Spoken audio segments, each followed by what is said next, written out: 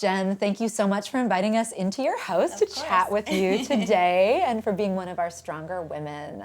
Thank you. That's very flattering.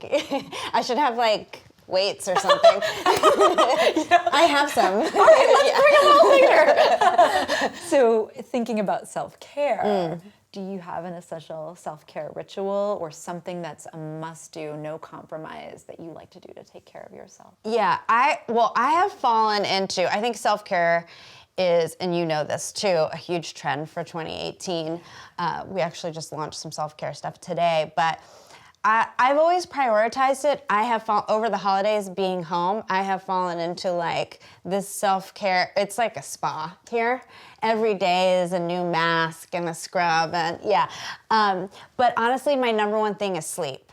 Like if I like to get 8 hours of sleep, and most doctors that I've gone to, especially if you're struggling with mental health, really talk about the importance of sort of going to bed at the same time and waking up at the same time every day, even on the weekends. So I try and honor that. And then, light candles, burn incense, do a mask, watch TV when I want to. But I've always said that to me, self-care is like whatever it is that you need to be okay in that moment. And so I've sort of followed that. So sometimes it's like having a shot of tequila. That's a self-care ritual that I don't think Not 7, because that's awful. But, you know, like, I don't feel like it always has to, like, conform to, like, the normal things. You know, I think it's just, like, has a lot to do with, like, how you feel. So that's really great, and I love that you did mention a shot of tequila, because it's true, people will mention a glass of wine, wind down, but why not, like,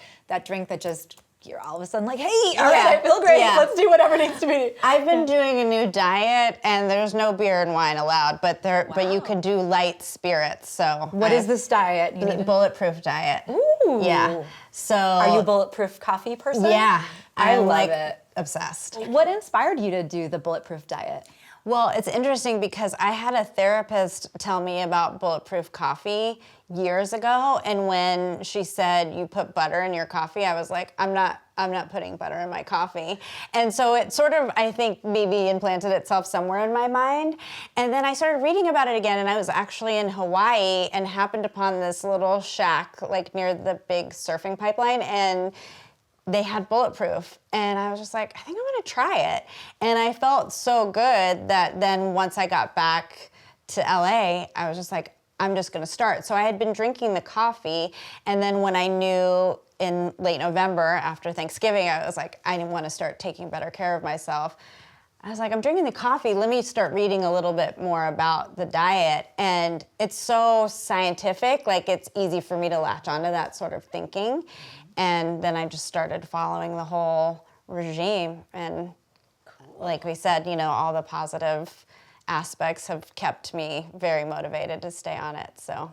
Isn't it weird how people think their first reaction is butter in your coffee? That's gross, but it's really just dairy. Like it's butter high-fat is dairy. cream, because it's unsalted butter, and it's just a more fattening cream. So it doesn't taste that weird. But the first time I did it, I didn't realize that you were supposed to not eat with it. So I was eating like a chocolate croissant. Because you're not supposed to have sugar. Oh, no. And I gained like 6 pounds in the first week. And then I was complaining to my friend. She's like, do you know you're not, like there's a whole, you're supposed to be in ketosis, like you're not supposed to have any. I was like, oh, that makes more sense. Because I was like, I can't believe I can drink butter and lose weight.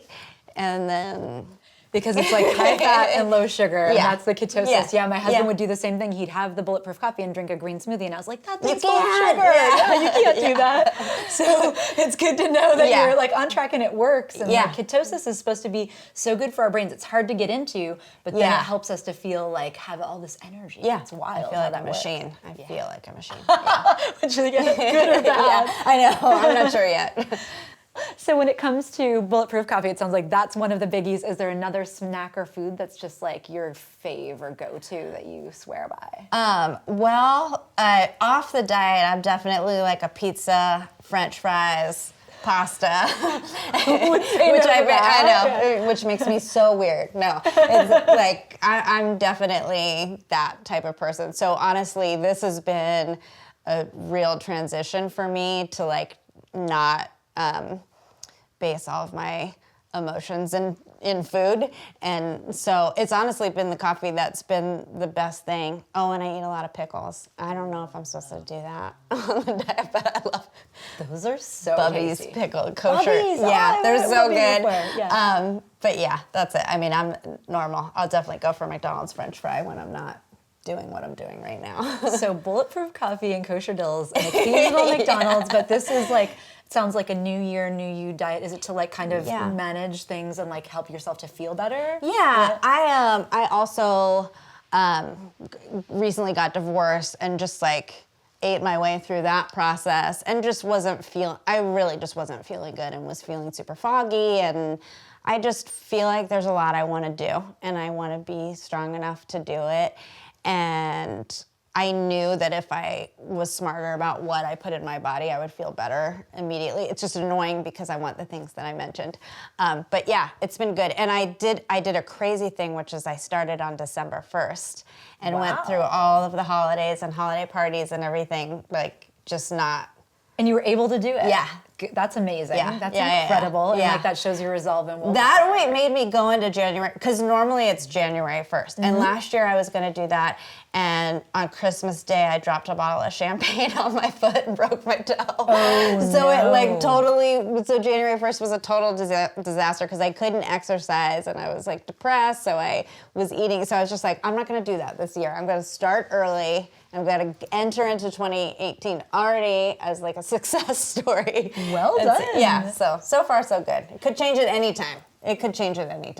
But what you said is so interesting too, because so many people do it just because they're like, I need to lose the 5 pounds or the 10 pounds. And you're like, I want to do it because it's going to make me feel better. And that's the thing that I think everybody doesn't always realize, is that it massively changes your mental state, which is far better than like losing 2 or 3 pounds. Like, who cares about that? It's like feeling great is like the real mastery. Agreed. Well, and I think that's the part, although, because especially as you get older, it takes a little longer for even a small bit of weight to come off, but the mental clarity comes really fast, and it's just like, I mean, it's such a good motivator more than anything else, because I'm just like, wait, I can wake up tomorrow and get stuff done from the moment I get up, which is crazy. Isn't that the best feeling? That's the best feeling in the world. Yeah, agreed. So is there an exercise or fitness thing that you like to do that also helps? Like, I should show you Jen's gym that I just recently reopened in our spare room. But what is in this gym? Tell us about it. I have an elliptical machine in there, but I also have a mini trampoline because I've been doing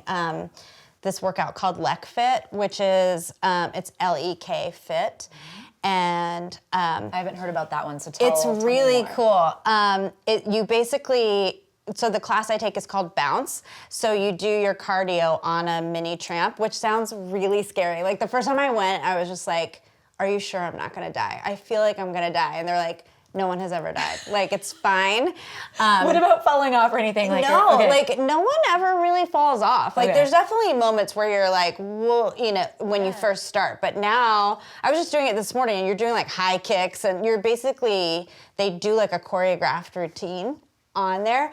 But it's great for me because it's like much less impact, and it's fun to bounce around, and then you do like weight training. So I think it's like that intermittent cardio where you do like, you get your heart rate up, then you do some weight stuff, then you get your heart rate. So great. It's really fun. And it's easy on the knees and everything, which is everybody's problem area. I know. Yeah. I'm just such a my knee or my back, and so it's been great for that too. So cool. So you've been pain-free from it pretty much. Yeah, it's a good one. Do you do it every day?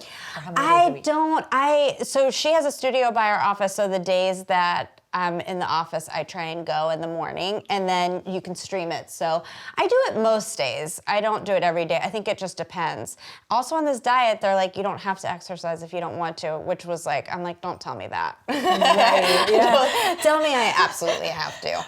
But even going for a walk and things like that, do you like to do I walk my those dog, and he actually, if he hears the WA, no, he's asleep. He'll be like, what? He slept through that one. Yeah.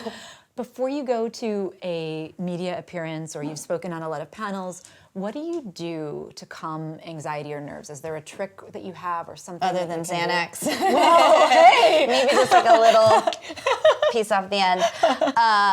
I feel like now this has become like, someone told me this wasn't true, but I saw a TED Talk on power poses. Yes. And the starfish. Yeah. So I do a lot of that. And then someone was like, that's not real. And I was like, it's been real for me. Like, I will literally go in like the green room and just like starfish for 2 minutes. And then I think it's just like breathing and being prepared, you know. To me, I only get nervous or anxious if I feel like I'm doing something that I'm not ready for. But if I feel good and I feel prepared, it's usually fine. That's great. That's great advice. And I think you're right. The power poses work, and there's data on them. I swear that TED Talk had data that I feel like it did too, but honestly, if it's like a psychosomatic thing, or like whatever it is, it works for me. So I was just like, I tell everybody about it. I'm like, you got to starfish. Yeah. You gotta, one of the girls at work was like nervous ahead of a big call, and I'm like, just go in the bathroom and starfish. You'll be fine. And she's like, okay, just in there. And I've seen people do it even like outside of a conference room, like when I've been going into big meetings. It's like when you're running through a marathon thing and you throw up your arms, you just do that. And like, it's like, okay, all right, I feel like I can do this. It's true.